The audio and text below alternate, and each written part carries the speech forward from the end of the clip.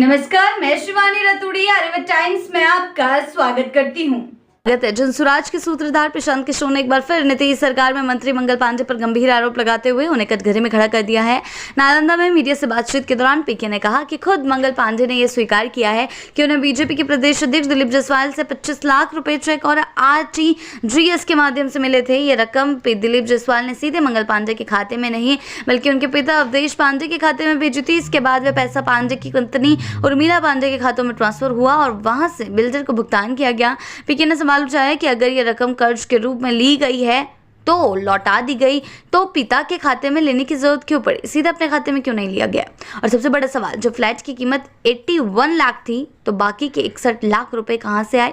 प्रशांत किशोर ने कहा कि अगर मंगल पांडे 7 दिनों के भीतर ये साफ नहीं करते कि बाकी का पैसा कहां से आया तो वे खुद इसका खुलासा करेंगे। उन्होंने दावा किया कि उन्हें पूरी जानकारी है और ये मामला यहीं नहीं रुकने वाला है। पीके ने आरोप लगाया कि 2019 में कोरोना काल के दौरान ये रकम ली गई और अगले ही साल 2020 में दिलीप जायसवाल के मेडिकल कॉलेज के डीम्ड यूनिवर्सिटी का दर्जा दिया गया। इस दर्जे से कॉलेज को खुद डिग्री देने का अधिकार मिल गया, जिससे जायसवाल को सीधा फायदा हुआ। पीके ने यह भी कहा कि फ्लैट खरीदार में दिलीप जायसवाल खुद गवाह के रूप में मौजूद थे, जिससे पूरे लेन देन पर गंभीर सवाल खड़े होते हैं।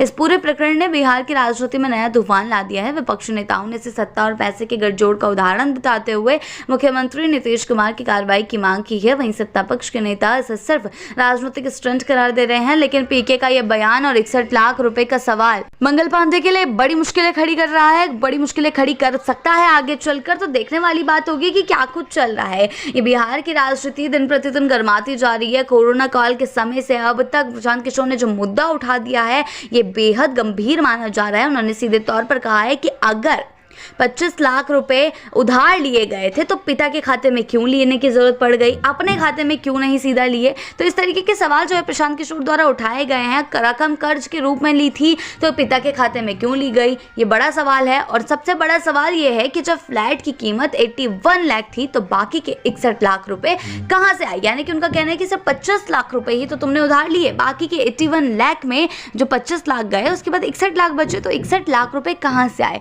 पीके ने सीधे तौर पर जवाब मांगा है। प्रशांत किशोर ने मंगल पांडे से 7 दिनों के भीतर ये कहा है कि ये चीज है वो साफ करे, नहीं तो बाकी का पैसा कहां से आया वे खुद इसका खुलासा करेंगे। यानी कि पीके कोई बड़ा राज जानते हैं। ये भी एक बड़ा सवाल है कि पीके हवा में तीर चला रहे हैं कि सीधा सीधा खुलासा हो जाएगा कि वो कहां से उनके पास वो पैसा आया। लेकिन अगर पीके को असलियत पता है और 7 दिनों के भीतर मंगल पांडे ने खुलासा नहीं किया तो आगे चलकर पीके जो है मंगल पांडे की मुश्किलें खड़ी करने वाले हैं, उनकी मुश्किलें बढ़ाने वाले हैं, जिससे कि मंगल पांडे को काफी नुकसान भी हो सकता है। और उनके पूरे लेन देन पर जो सवाल उठ रहे हैं वो देखने वाली बात होगी कि क्या मंगल पांडे 7 दिनों के भीतर पीके की इस जवाब का, पीके के इस इल्जाम की कोई प्रतिक्रिया देते हैं। और नहीं देते हैं तो आगे चलकर पीके का क्या कहना होगा, इस पर हमारी नजर जो है बनी रहेगी।